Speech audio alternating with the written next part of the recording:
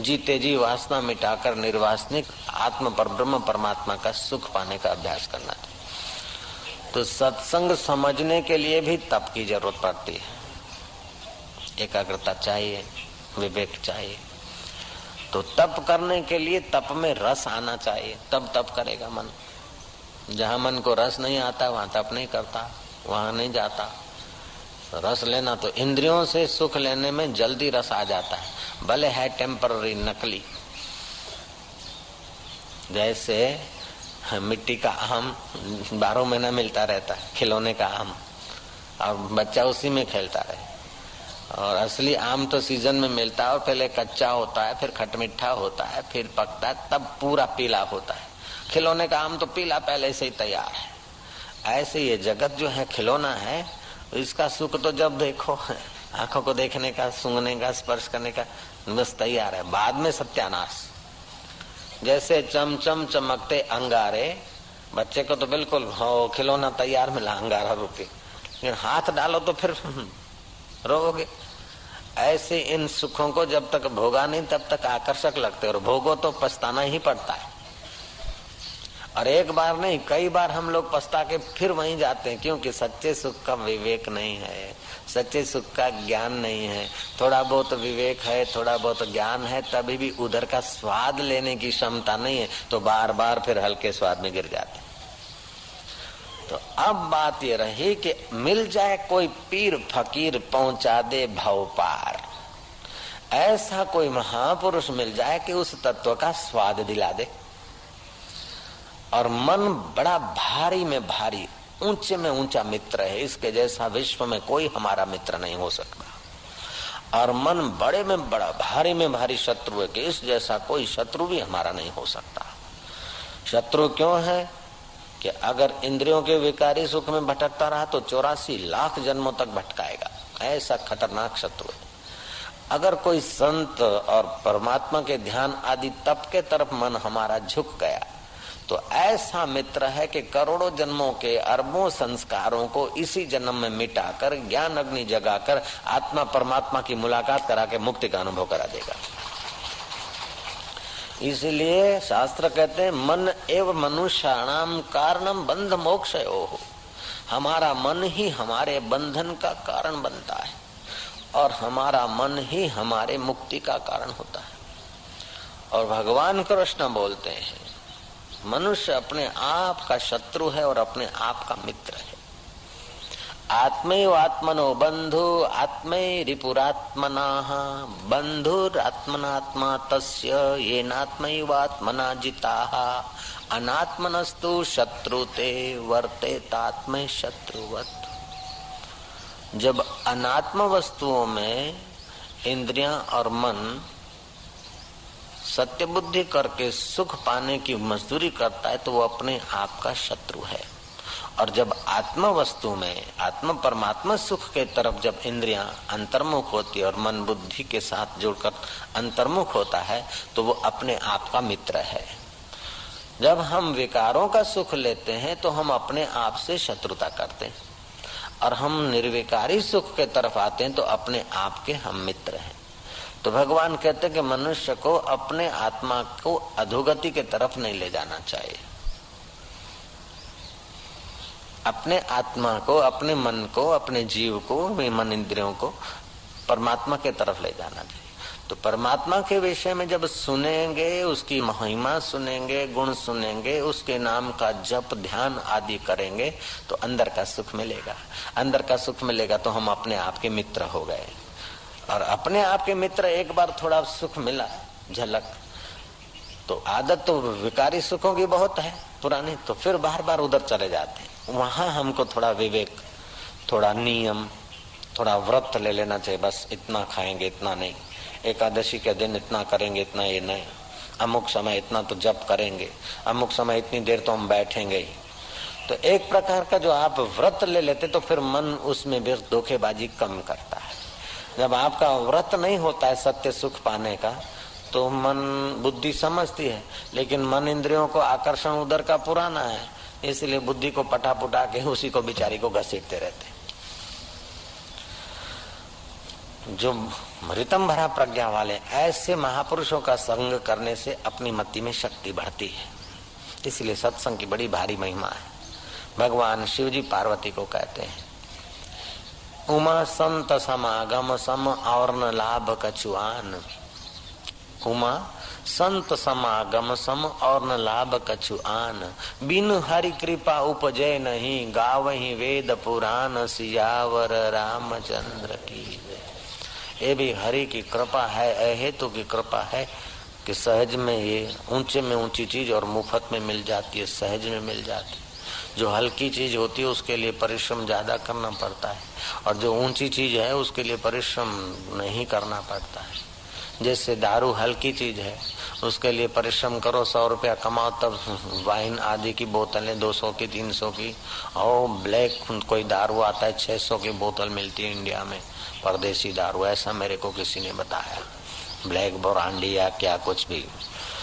तो ये बिल्कुल शरीर के लिए आवश्यक नहीं है और हल्की चीजें हैं। इनके लिए तो परिश्रम करो, चोरी छुपी लाओ, गुजरात में फंसने का भय रहे, और फिर बोतल पियो। और पानी बहुत जरूरी है, मुफ्त में मिलता है। घर से जाते हैं स्टेशन पे तो रसोई या तो बिस्तरा छोटा मोटा ले जाते हैं, कुछ खाने पीने की वस्तु ले जाते हैं, लेकिन घर से पानी नहीं उठा लेते क्योंकि स्टेशन पे मिल जाएगा।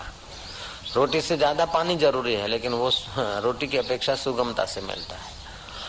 फिर भी पानी के लिए थर्मास आदि, गिलास आदि कुछ लेना पड़ता है। पानी से भी ज्यादा सूक्ष्म है श्वास लेना। बोल घर से भी नहीं ले जाते, स्टेशन से भी भरते नहीं, और उसके लिए कोई गिलास थर्मास भी नहीं लेते, जहां तहां मिलता रहता है। जो अत्यंत जरूरी है वो जहां तहां मिलता है। ऐसे ही जो अत्यंत महान है वो परमात्मा नरक स्वर्ग में सब जगह है। केवल मति को देखने की कला आ जाए तो उसके लिए आनंद ही आनंद है। हर रोज खुशी, हर दम खुशी, हर हाल खुशी। जब आशिक मस्त फकीर हुआ तो फिर क्या दिलगिरी बाबा। वो जहां भी जाएगा ज्ञानवान, जैसे हवा सब जगह मिलती है, ऐसे ज्ञानवान जहां भी जाएगा सत्य चित्त आनंद स्वरूप परमात्मा तो जहां तहां। उसके लिए फिर आकर्षण इंद्रियों का, मन का मिट जाता है। अष्टावक्र कहते हैं ऐसे पुरुष की तुलना तुम किससे करोगे जो मन, इंद्रियां और शरीर में रहते हुए मन, इंद्रियां और शरीर के आकर्षण से पार है, अपने परमात्मानंद में है, ब्रह्मानंद में है। ऐसे पुरुष की तुलना किससे करोगे? तस्य तुलना के न जायते, उसकी तुलना किससे करोगे? धीरो न द्वेष्टि संसारम, वो संसार की किसी परिस्थिति से द्वेष करता नहीं, क्योंकि राग नहीं तो द्वेष लाएगा कहां से? वो रागी को तो द्वेष होता है, उसका राग संसार की वस्तु में है नहीं, उसका राग जहाँ परमात्मा में, वो तो सब जगह मिलता है, सब जगह मौजूद है, सर्वत्र है, और उसका अपना आपा होकर परमात्मा बैठा है। तो उसको कोई संसारी परिस्थिति का राग नहीं, राग नहीं तो द्वेष नहीं, और राग द्वेष नहीं तो उसका चित्त सदा समाहित है। सदा समाधि संत की, सदा समाधि संत की, जिसकी वासनाओं का, अज्ञान का अंत हो गया, उसको संत बोलते हैं। सदा समाधि संत की, आठों पहर आनंद, अकल मता कोई उपजा, गिने इंद्र को रंक। इंद्र के वैभव को भी रंक जैसा गिनता है, ऐसा उसको प्राप्त हो गया है। तो ब्रह्मा जी को हुआ अंदर से कि हम तप करें, तप से इंद्रियां मन में, मन बुद्धि में, और बुद्धि गाड़ी हुई पर ब्रह्म परमात्मा में प्रतिष्ठित हुई। ब्रह्मा जी को फिर स्फुरना हुआ कि विस्तार करो। विस्तार करते कराते भी ब्रह्मा जी कभी अपने को कर्ता नहीं मानते, क्योंकि करण करावन हार स्वामी, सकल घटा के अंतर्यामी। मन इंद्रियां तो साधन है, करने कराने की सत्ता और प्रेरणा वो परमेश्वर दे रहा है, और परमेश्वर की इच्छा से जो हो रहा है हो रहा है। मेरा मुझ में कुछ नहीं, जो कुछ है सो तोर, तोरा तुझको देता हूँ, क्या लागत है मोर। आदमी निष्भार हो जाता है, जो करती है इंद्रियां मन और अपने में थोप लेता है। होता परमात्मा की सत्ता से है, करती वासना अपने बंधन में आ जाता है। थोड़ा सा निर्वासनिक होता है और अंदर के प्रसाद में प्रतिष्ठित होता है, तो फिर महाराज उसको आकर्षण वासनाएं तो मिटती रहेंगी, अंदर से आनंद ज्ञान भी ऐसा मिलता है कि जिसका वर्णन कल हमने थोड़ा सा संकेत किया था कि वो बाबा जी पहले फौज में था, बाद में वो आदमी बाबा जी बन गया और कुंभ के मेले में गया। पंजाब का शरीर था। कल रात को कथा सुनाई थी। गोदावरी किनारे हैदराबाद राज्य के इलाके में गोदावरी किनारे से 2 माइल दूर एक गांव था ब्राह्मणों का। वहां इस साधु को पता चला कि एक साधु वहां टिका है, तो वो उनसे मिलने गया तो संस्कृत में बोल रहा था। बोले तुम संस्कृत भाषा कैसे जाने? बोले हम फौज में हैं तो इतना संस्कृत पढ़े नहीं थे, गौ माता की सेवा करना का अवसर आया था, इसीलिए विधर्मियों को जरा थोड़ा डांट मार पीट के भगा दिया। केस मुकदमे हुए, भगवान की शरण ली, मुकदमों से बरी हो गए, भगवान में श्रद्धा हो गई, साधु बन गए। साधु बन गए तो फिर कुंभ के मेले में गए तो किसी विद्वान ने कहा कि साधु लोग अनपढ़ होते हैं, तो लग गई चोट दिल में। 3 दिन तक कुछ खाया नहीं, पानी तक नहीं पिया, उदासीन वृत्ति से पड़े रहे। तो मन इंद्रियों का तप हो गया ना, उदासीन वृत्ति से पड़े।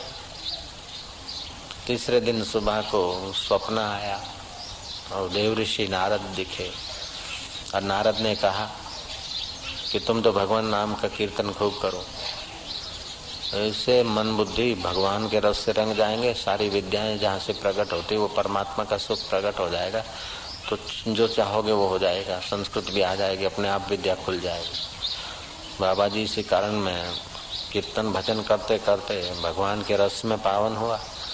अब फिर थोड़ा बहुत किताब देखता रहा तो मैं संस्कृत का बड़ा भारी विद्वान हो गया। अभी मैं बोलता चालता हूँ संस्कृत में, ये केवल जप और ध्यान का प्रभाव है, मैं पढ़ने नहीं गया। इस समय तो लघु कौमुदी पढ़े हैं और दूसरे ग्रंथ पढ़े हैं, खंडन खंड खाद्य पढ़ रहा हूँ, अद्वैत सिद्धि एक ब्रह्म है ऐसा ज्ञान संस्कृत में मैं पढ़ रहा हूँ। बाबा जी ने अपने भक्तों को बताया कि मैंने रूबरू उन संतों को संत को देखा, ऐसा मिलिट्री में से कट्टा पंजाबी शरीर गौ वर्ण का था और उम्र 70 साल की थी, बड़ा चुस्त, बड़ा प्रसन्न, गांव में बड़ी भारी प्रशंसा थी। साधारण आदमी तो प्रशंसा कराने के लिए क्या क्या कावा दावा करते, बेचारे नेता लोगों को कितना कितना करना पड़ता है, फिर भी उनकी प्रशंसा टिकती नहीं, कुर्सी गई कि प्रशंसा भी साथ में चूक। हाँ, थोड़ी बहुत सच्चाई है, समाज की सेवा है तो जरा बहुत रहता है नाम, नहीं तो फिर छू हो जाता है। और संत नहीं चाहते तभी भी प्रशंसा उनके देह के चले जाने के बाद भी रहती, क्योंकि परमात्मा शाश्वत तत्व है। तो जो शाश्वत में प्रीति करता है उसका सब कुछ सही हो जाता है, जो नश्वर में प्रीति करता है उसका सब कुछ नाश हो जाता है। तो चलो अब शाश्वत परमात्मा के ध्यान में गोता मारेंगे एकाग्रता से। जिसका हृदय रसमय, प्रेममय, आनंदमय, ज्ञानमय होता है वो अपने लिए सुखद स्वरूप होता है, कुटुंब के लिए सुखकर हो जाता है, समाज के लिए सुखकर होता है, विश्व के लिए सुखकर होता है, सुखदाता होता है और विश्वेश्वर को भी वो भाता है। हरि हरि हो।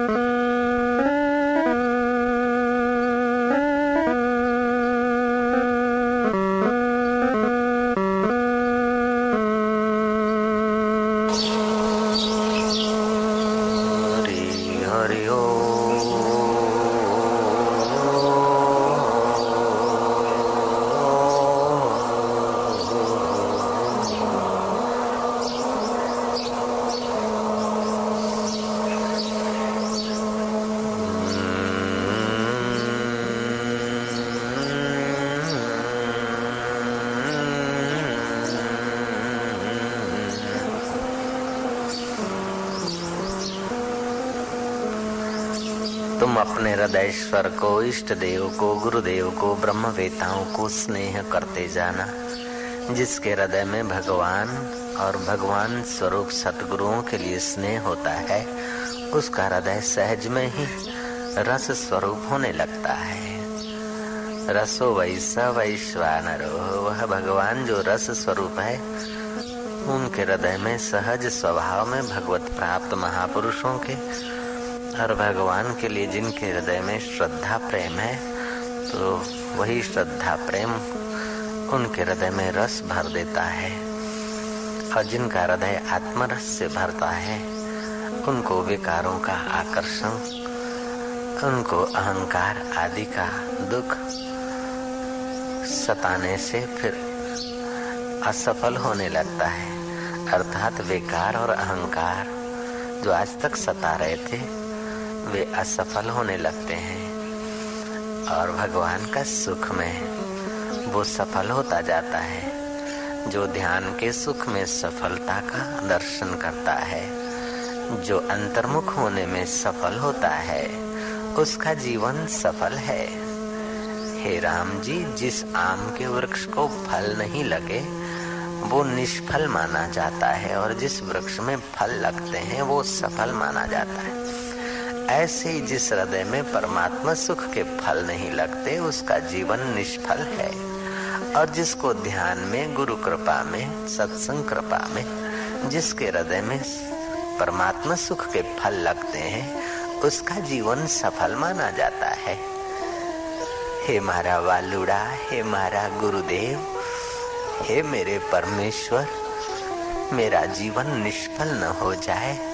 निष्फल वस्तुओं के आकर्षण को तू ही मिटा दे। हे मेरे सफल जीवन के, हे मेरे सफल जीवन के खेवैया, हे मेरे सफल जीवन के दाता, तू मेरे उर आंगन में अपनी प्रेम भरी धारा को बरसा दे। हे मारा वालुड़ा, हे मेरे परमात्मा, हे मेरे गुरुदेव। गुरुदेव दया कर दो मुझ पर, मुझे अपनी शरण में रहने दो। मुझे ज्ञान के सागर से स्वामी अब निर्मल गागर भरने दो।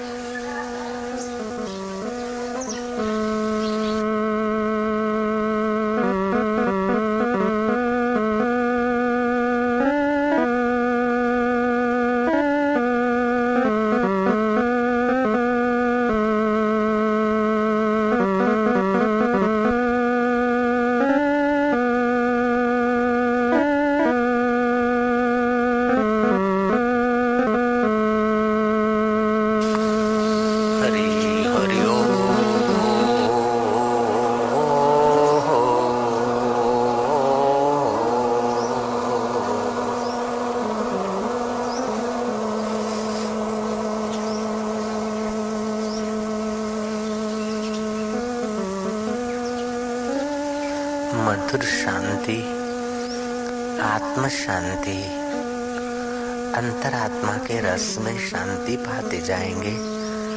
ज्यों-ज्यों अंतर सुख, अंतर आराम और अंतर ज्योति में प्रवेश मिलेगा, त्यों-त्यों तुम्हारे बंधन, तुम्हारे विकार और तुम्हारे सुख दुख की चोटें कमजोर होती जाएगी।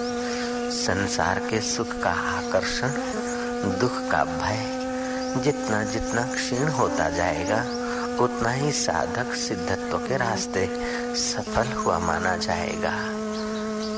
जिस परमेश्वर की शांति से सफलता 84 लाख जन्मों के पीड़ा से बाहर पहुंचना, परमात्मा को पाना, ये कितना बड़ा काम है। वर्ष भर में अगर 2 शिविर भरी तो तुमने वर्ष भर में 8 दिन ऐसा बड़ा काम किया है कि शायद किसी जन्म में नहीं किया होगा। ये तुम बहुत बड़े में बड़ा काम कर रहे हो। शिविर भरना, परमात्मा के ध्यान, सत्संग और ज्ञान में प्रवेश पाना, इससे बढ़कर और जीवन का कीमती फल क्या हो सकता है। इससे बड़ा फायदा लेने का और कौन सा प्रयोग हो सकता है।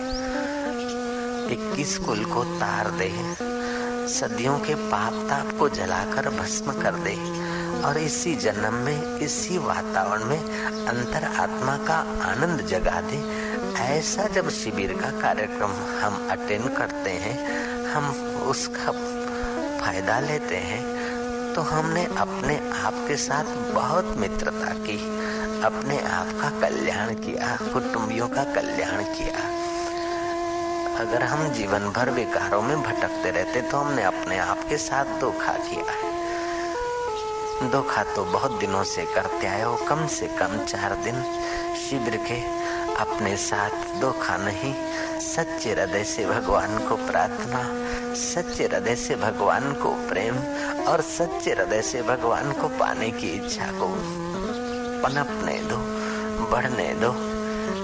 हे मारा वालुड़ा, संसारનું આકર્ષણ મટાડજે અને તારી પ્રીતિ જગાડજે, અહંકાર વિલય કરજે અને આત્મ પ્રેમ પ્રગટાવજે મારા પ્રભુ। हे मेरे परमेश्वर, हे मेरे सतगुरु।